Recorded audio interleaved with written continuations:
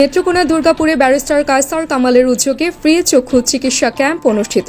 বিস্তারিত দেখুন আলামিন হুদার প্রতিবেদনে। নেত্রকোনা দুর্গাপুরে বিনামূল্যে চক্ষু চিকিৎসা ক্যাম্প অনুষ্ঠিত হয়েছে। আজ ৮ ফেব্রুয়ারি শনিবার সকাল 10টায় ৫ নং বাকলজোড়া ইউনিয়নের গুজিরকোনা হাই স্কুলের মাঠে এই ক্যাম্প আয়োজন করা হয়। বাংলাদেশ জাতীয়তাবাদী দল ৫ নং বাকলজোড়া ইউনিয়ন শাখার উদ্যোগে আয়োজিত এই ক্যাম্পে শতাধিক রোগী চক্ষু চিকিৎসার সেবা গ্রহণ করেন। ক্যাম্পের সার্বিক তত্ত্বাবধানে ছিলেন বিএনপির আইন বিষয়ক সম্পাদক ব্যারিস্টার কায়সার কামাল। ময়মনসিংহ বিএনএসবি চক্ষু হাসপাতালের সহযোগিতায় আয়োজিত এই ক্যাম্পে চক্ষু বিশেষজ্ঞ ডা কে জামান ও তার চিকিৎসক দল রোগীদের বিনামূল্যে চোখের পরীক্ষা করেন এবং প্রয়োজনীয় ওষুধ বিতরণ করেন।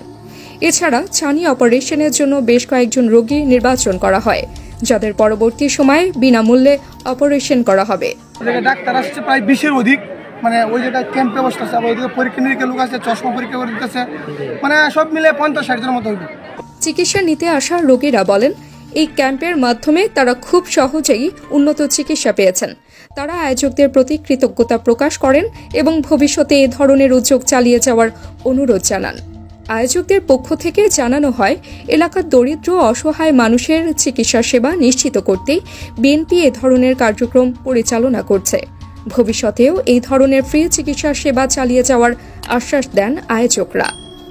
ইউনিয়ন বিএনপির উদ্যোগে চক্ষু শিবির আপনারা দেখতে পাচ্ছেন, এখানে প্রায় 3000 মতো রোগীর রেজিস্ট্রেশন ইতিমধ্যে হয়েছে।